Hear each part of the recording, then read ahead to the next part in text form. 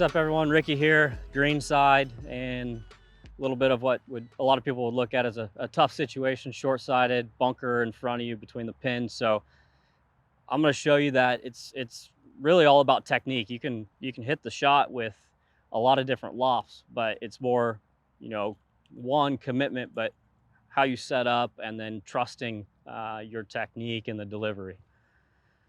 So we're going red here. Go red, yeah, start Okay. there. So the obvious choice here, short-sided. You got 60, Go right? straight to 60. Yeah. So decent lie, good contact, and pitch it just on the green. So spot chipping or literally just feel it? I'm like a combo. Okay. Obviously picking a spot that I want to land it in. Yeah. But from there, it's a little bit more feel. I'm not, Getting I need on it. I need to take this to a certain spot. Okay.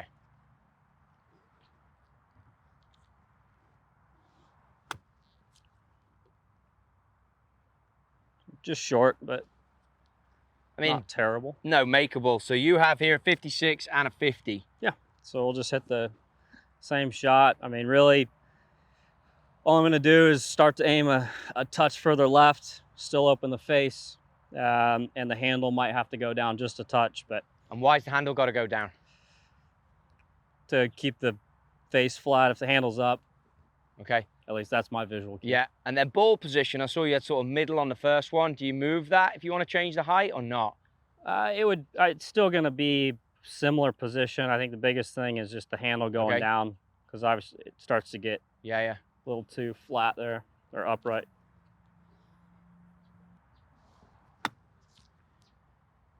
Good. So obviously here where we're at, it's quite grainy. Yep. You can see that. How do you guard against it when you're talking about lowering handle, you're manipulating the sole of these golf clubs? Yep. How are you guarding against sticking or trusting that club to come through? For me, a lot of it is kind of maintaining angles and not getting a lot of wrist action, or, kind of keeping things as simple as possible. Okay.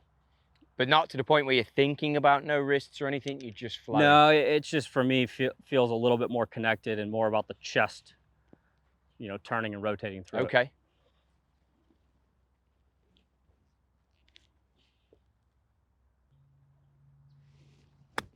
It's good there.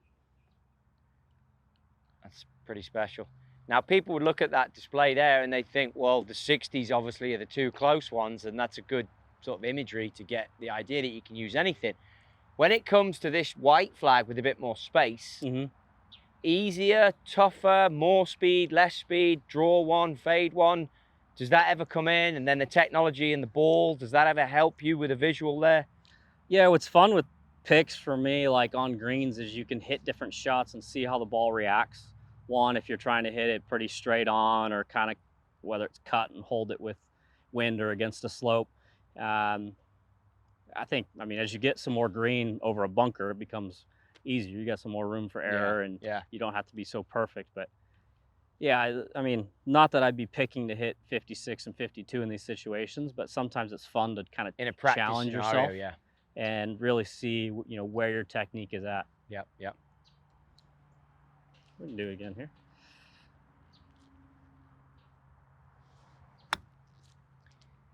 So all the strikes on these are good. How do we as amateurs try and get our strike to be this consistent? It's tough to even tell that you've even been here. I know you just stood on that one, but once it's tough to tell. So how do we work on that? You've said body release, body rotation. Anything else that's a key thought? Weight staying consistent. Kind of wherever you set it and get centered on the ball. No movement as far as transfer of weight. Okay. How much percentage-wise? Are we talking like 90-10 or? I would say I'm like 70-30. Okay. And does that change with the shot? It will, especially if you get, a little bit on a downslope. Obviously, be a lot more forward. Upslope, maybe closer to 50-50, because, you're not wanting to lean into the slope. Sure. But a flat lie, I'm saying, 70-30 is where I'm at. Okay.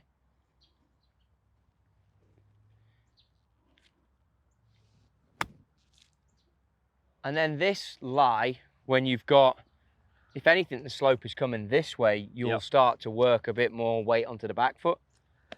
Yep. Yeah, here, let's see, we'll just go for fun. It's not great around here now.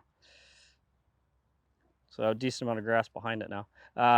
But yeah, a slight upslope, I'm gonna be, if I'm trying to hit a shot a little bit up in the air, it's gonna be closer to 50-50. Um, have some green here, so I have the option to, take 60 and try and catch more of the back of the ball.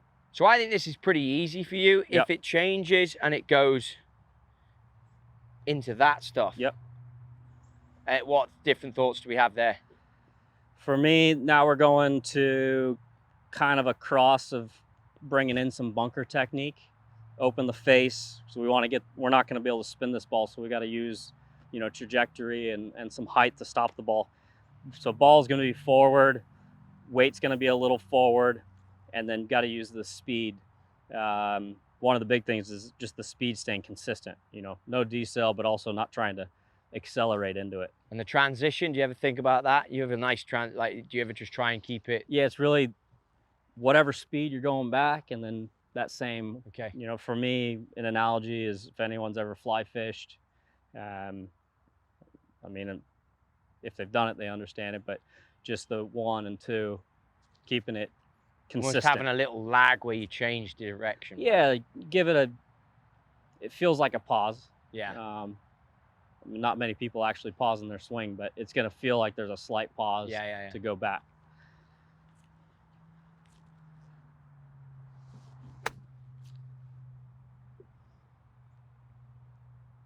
Not bad.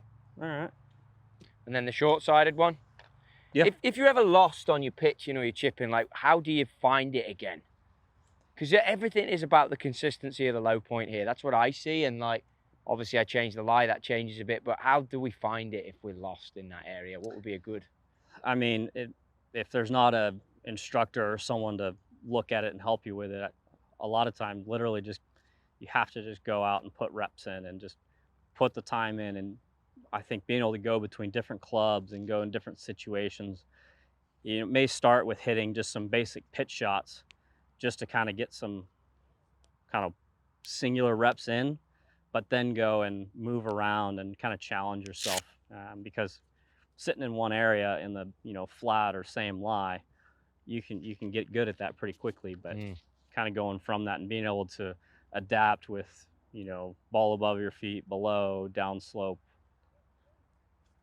makes it fun. Treat us to one here then.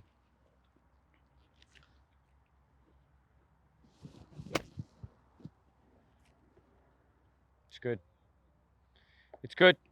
Always good to watch you hit some of the tough ones. Well, that's fun.